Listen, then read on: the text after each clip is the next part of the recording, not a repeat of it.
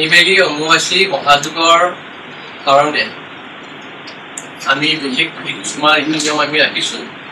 এতিয়া আমি গোটেইকেইটা লগত ব্যক্ত কৰিম। লগতে আমাৰ সত্ৰপাল জিলা প্ৰশাসনৰ পৰাও ব্যৱস্থা লাগিছে। সবিশেষ আপোনালোকৰ ওচৰত কেন্দ্ৰতে তেওঁলোকক মানে জনাব।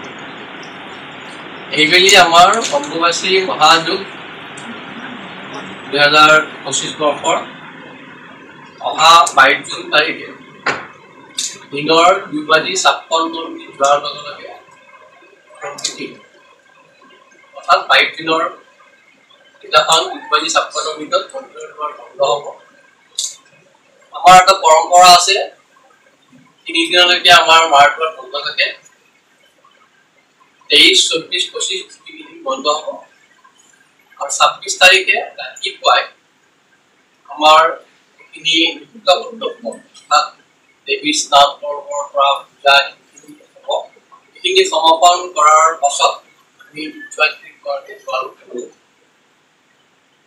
আৰু সকলোখিনি সৰ্বসাধাৰণ বিষয় 26 তাৰিখে মাৰ দুৱাৰ পাৰিব। 26 তাৰিখ 27 তাৰিখে আমাৰ অকল সৰ্বসাধাৰণ যাত্ৰীয়ে দৰ্শনৰ সুবিধা পাব। কোনো ধৰণৰ VVIP দৰ্শনৰ ব্যৱস্থা হ'ব। আকৌ 28 তাৰিখৰ পৰা আমি পুনৰাই আমাৰ যিটো দৈনন্দিন চিষ্টেম মতে দৰ্শনৰ সুবিধা পাব। 26 আৰু 27 তাৰিখে অকল সৰ্বসাধাৰণ যাত্ৰীয়ে দৰ্শনৰ ব্যৱস্থা পাব। তাৰোপৰি যিহেতুকে এই অম্বুবাচী মহাযুগ এইবুলি আমি এক সুন্দৰ পৰিৱেশত পৰিচ্ছন্নতাৰ মাজত ধৰ্মীয় ৰীতি নিয়ম পালন কৰাৰ কাৰণে এইবুলি আমি ইতিমধ্যে জনাইছোঁ। এই ক্ষেত্ৰত আমাৰ অসম চৰকাৰ প্ৰশাসনৰ পৰা সহযোগিতা আগবঢ়াইছে।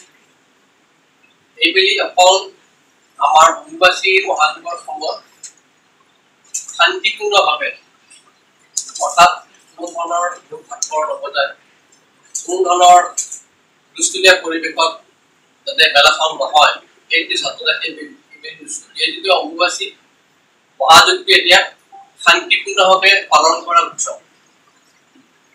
পৃথিৱীৰ সূৰ্যৰ আদ্য নক্ষত্ৰৰ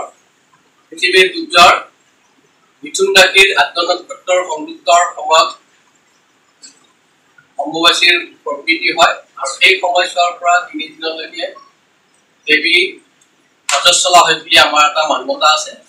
আৰু সেই সময়খিনি এটা ধ্যান ধাৰণাৰে সময় বছৰ পৰা আমি পৰিলক্ষিত কৰিছোঁ। তাক পৰিৱেশ এটা মেলাভিত্তিক পৰিৱেশৰ সৃষ্টি কৰিছিলে।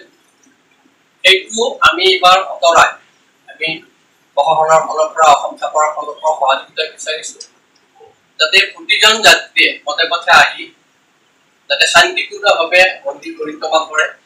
মন্দিৰ পৰিক্ৰমাৰ পাছত তেওঁলোকে নিজৰ নিজৰ গন্তব্য স্থানলৈ যাতে গ্ৰহণ কৰিব পাৰে, সেই উদ্দেশ্যে আপোনালোকে আমি এই মহাযুগৰ কাৰণে সকলো ভক্তগণক অনুৰোধ জনাইছোঁ, যাতে আমি যিখিনি পালন কৰি পেলাই আমি যিটো ৰাজ্য প্ৰচাৰ কৰিছোঁ, যাতে শান্তিপূৰ্ণভাৱে এইবুলি আমাৰ মেলাখন পৰিচালনাত সহায় সহযোগিতা